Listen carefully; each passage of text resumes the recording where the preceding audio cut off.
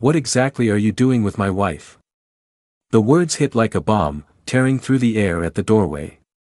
I stood at Heather's front door, my heart pounding like it had been hammered.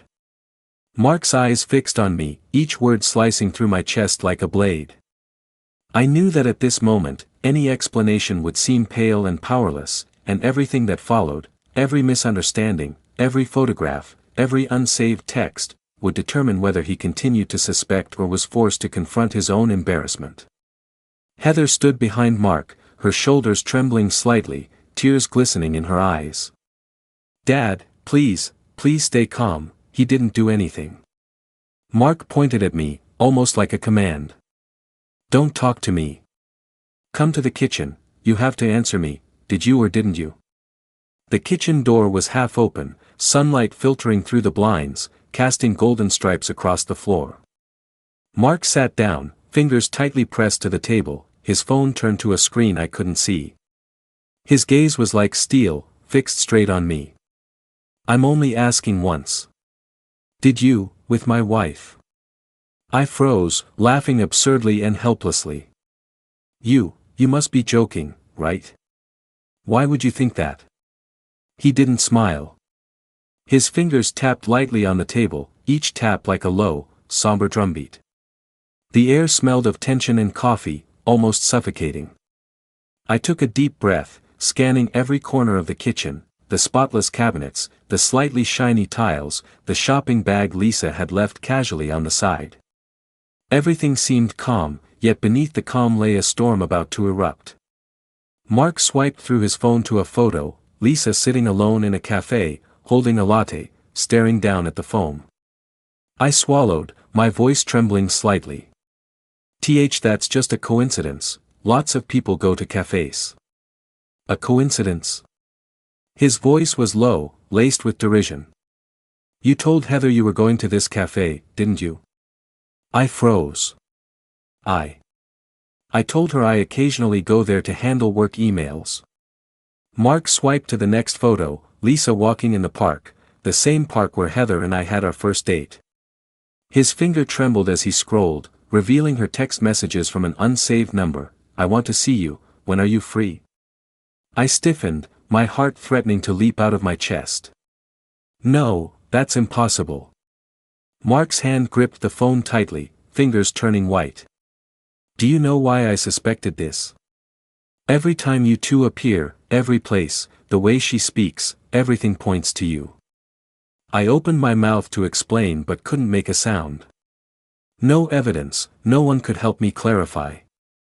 8 months of happiness crumbled, the warmth of family, Heather's trust, Lisa's smile, all shattered like glass. Just as the air grew almost suffocating, the kitchen door gently opened. Lisa entered, carrying a shopping bag. Seeing the three of us, she froze, eyes wide, lips trembling.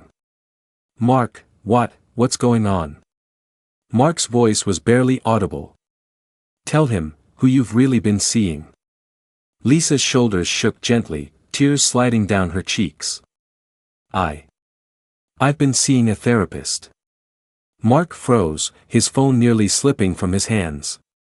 What are you saying?" I leaned against the doorframe, eyes fixed on her. "So, you haven't done anything at all?" Lisa nodded, tears falling, voice trembling but resolute. I've been depressed, feeling lonely in the marriage. Going to a therapist was to adjust myself. I paid in cash, so you wouldn't see it on the bills. I didn't want to worry you." Heather's voice trembled as she held my hand. "Dad, you have to hear her, this is true." Mark's shoulders trembled slightly, breathing rapid, like a balloon losing air. I stood aside, sensing the tension in the air, yet mentally analyzing. The misunderstanding was cleared, but Heather and Lisa's emotions told me trust had been wounded. They needed time, and so did I, to let the truth fully reveal itself. I took a deep breath, eyes landing on the small notebook Lisa always carried, filled with detailed records of therapy sessions and personal time.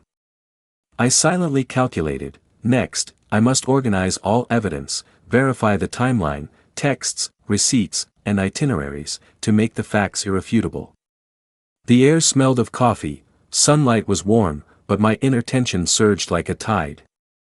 I understood, this was only the beginning of the storm. After dinner, Heather returned to her room to comfort her father. I was left alone in the living room. The lighting was warm, but the air heavy with oppression. I sat on the sofa, idly flipping through folders, eyes peering through the blinds at the street. Brooklyn's night enveloped the streets, streetlights standing as solitary sentinels, weak light flickering on wet asphalt. The wind carried the scent of cafes and distant subway rumblings, a reminder that the city never sleeps and never forgives mistakes. I closed my eyes gently. Memories surged, years I was never truly understood. 8 years ago, I first arrived in New York, living alone in a tiny Brooklyn apartment. It was an old brick building, damp and dim, the heater squeaking in winter. By day I worked at an ad company, by night I walked the streets alone, wind stinging my cheeks. I remember my first all-nighter, leaving the office at 2 a.m., the subway deserted, streetlights stretching my shadow. I felt a loneliness I'd never known. At work, my supervisor blamed me for delays in partner submissions, publicly accusing me, "Jack, you always mess up." I gripped my folder, fingers white, trying to explain, but could only choke back words under impatient stares. At that moment, I realized reality's cruelty. Explanation was useless, prejudice had power. Back in my small apartment, I curled up at the edge of the bed, fingers lightly tapping the wooden frame. Every misunderstanding, every accusation, left me powerless, but I learned to observe, colleagues' glances, supervisors' tones, clients' expressions. I silently recorded, analyzed each misunderstanding, seeking a breakthrough for myself. In college, I had similar humiliations. My roommate thought I stole his notebook, priceless to him. I had to explain, but no one believed me, even the roommate looked on coldly. That night, I sat on the dorm balcony, gazing at the stars, penning a diary, recording facts, evidence, emotions. I told myself, one day, the truth will leave them no room to doubt. Now, in Heather's living room, fingers sliding over the folder, my thoughts returned to the present. I reorganized Lisa's receipts, texts, therapy appointments, and itineraries, cross-checking every detail. Cafe, park, restaurant, therapy office, every place had a precise timestamp, every action had corresponding evidence.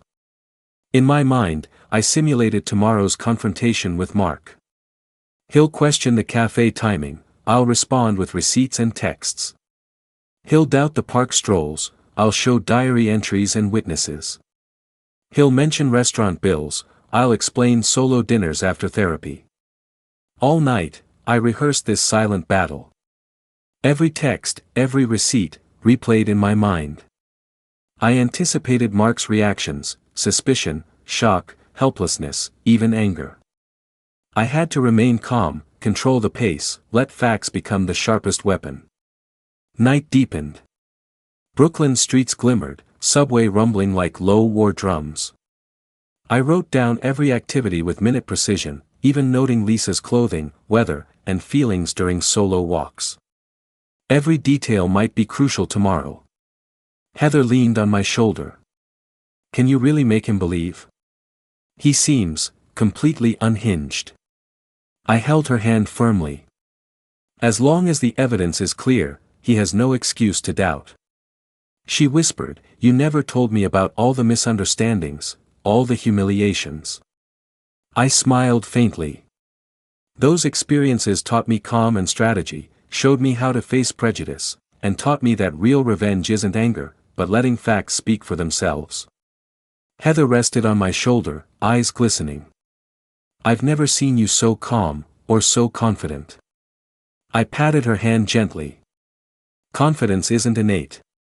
It comes from being misunderstood and pressured.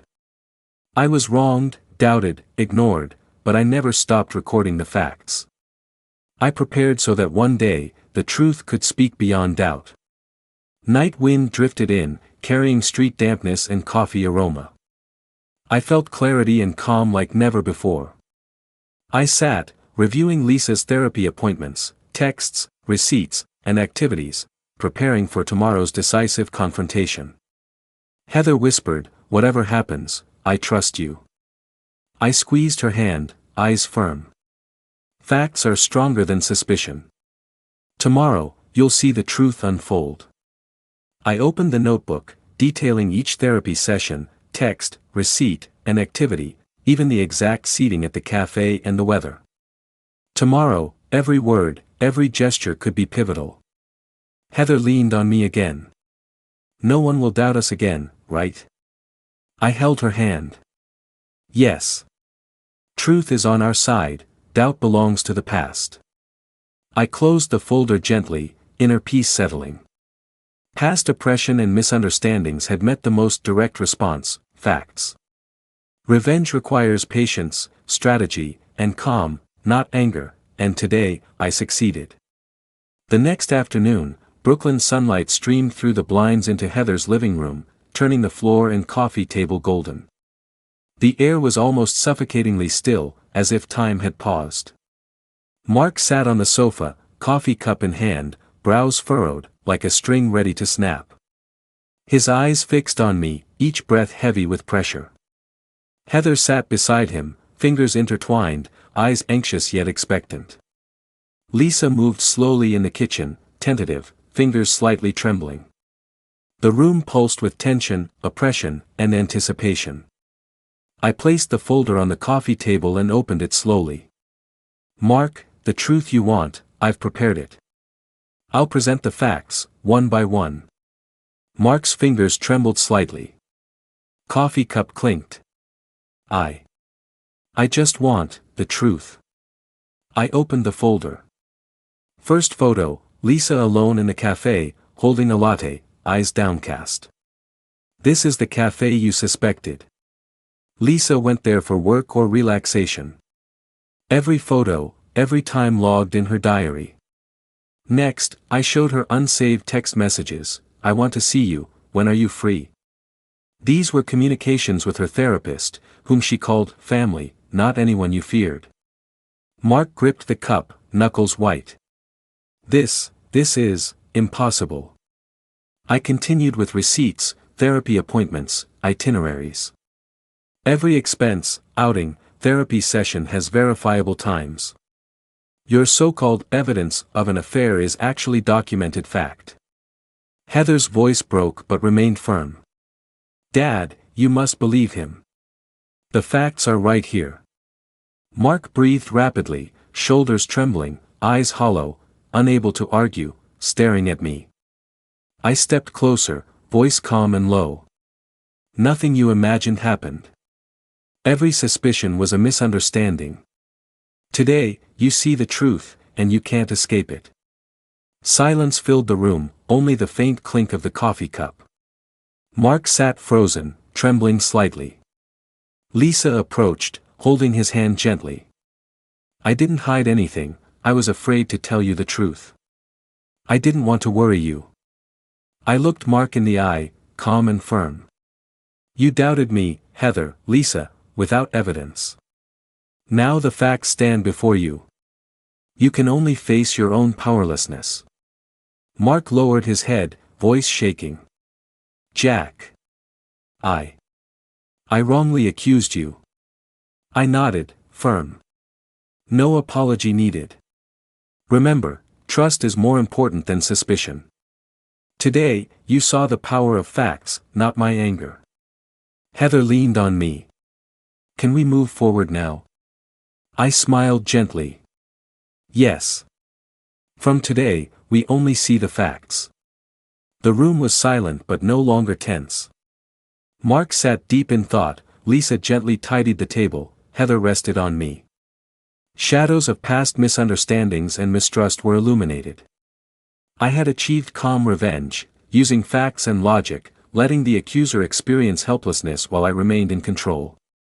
Sunlight continued to spill in, broken coffee cup glimmering, a remnant of past misunderstanding. I sat, watching the neatly arranged folders, fully aware, past humiliation, mistrust, and loneliness had finally found balance. Heather rested on me, eyes moist, smiling. Thank you, for showing the truth, and for staying unshaken in the face of any difficulty. I patted her hand. Facts are always stronger than suspicion. We just faced them calmly. Mark sat quietly, shoulders trembling slightly, but the room's air softened. Lisa exhaled, tears falling but face relieved. Sunlight painted the floor, illuminating the broken cup, symbolizing renewed trust. I knew, oppression and misunderstanding had been met with the clearest response: facts. Revenge needs patience, strategy, and calm, and today, I achieved it. Heather whispered, from now on, no one will doubt us again. I held her hand firmly. Yes. Truth stands with us, suspicion is in the past. Brooklyn's lights flickered outside, coffee aroma lingering. I sat on the sofa, heart serene and satisfied. Facts, logic, and calm had dissolved all misunderstanding and doubt, letting those who oppressed me feel true helplessness.